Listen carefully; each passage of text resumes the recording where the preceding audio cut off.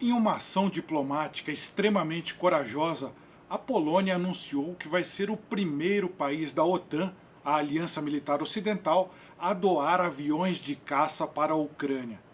Serão pelo menos 4 MiG-29.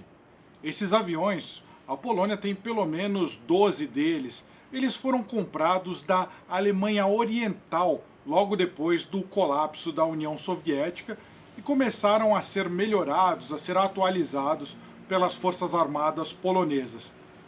Isso não vai mudar o rumo da guerra na Ucrânia, mas pode ser muito importante como uma tomada de posição e também para incentivar outros países a fazer esse tipo de doações.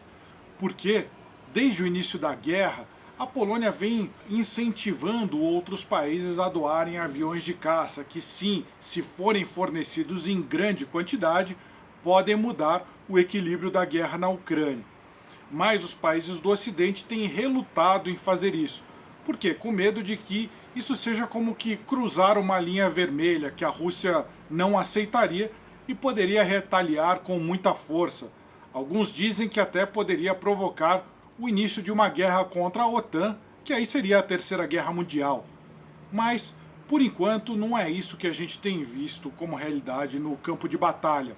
Cada vez mais o Ocidente está enviando armas mais poderosas para os ucranianos. A Rússia tem protestado, mas parece que essa linha vermelha ainda não foi atingida. A gente não sabe se vai ser com os caças. Agora, o que poderia mudar na prática no campo de batalha?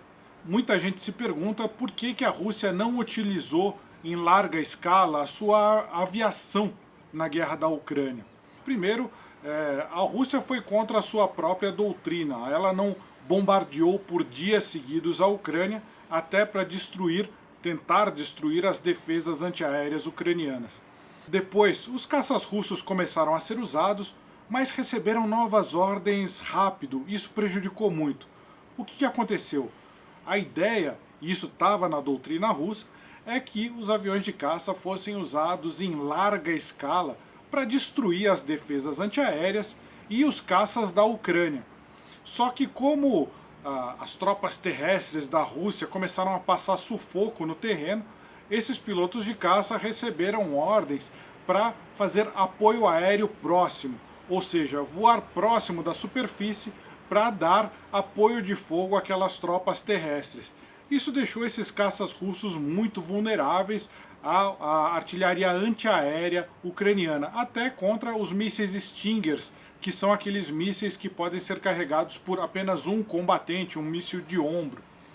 Fora isso, os pilotos russos eles estavam acostumados com outro tipo de batalha, como na Síria, por exemplo, em que não havia ameaça contra eles, então eles voavam como se fosse um voo de cruzeiro até chegar nos seus alvos e bombardeá-los. Só que a Ucrânia é completamente diferente, ela tem diversas camadas de defesas antiaéreas.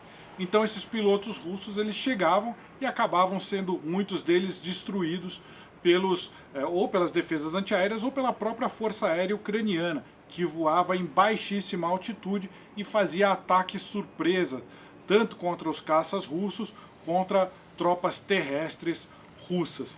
Então houve uma série de falhas da Rússia. Além disso, eles usaram as chamadas bombas burras, sem usar aqueles mísseis inteligentes, para economizar mísseis, economizar dinheiro, e acabaram também sendo, por causa disso, tinham que se aproximar muitos dos seus alvos e acabavam ficando vulneráveis.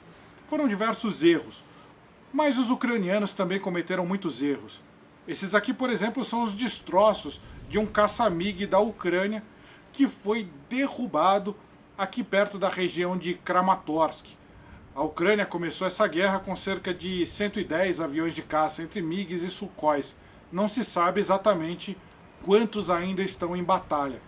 Mas se os ucranianos começarem a receber caças MiG, que eles não precisam treinar tanto para operar, isso pode ajudar muito nas defesas contra a invasão russa. E além disso, os pilotos ucranianos também começaram a ser treinados tanto no Reino Unido quanto nos Estados Unidos. Eles estão sendo treinados para operar caças mais modernos, como os F-16 de fabricação americana. Se essa iniciativa corajosa da Polônia der resultado, é possível que em breve os ucranianos recebam caças até mais modernos, como até os F-16.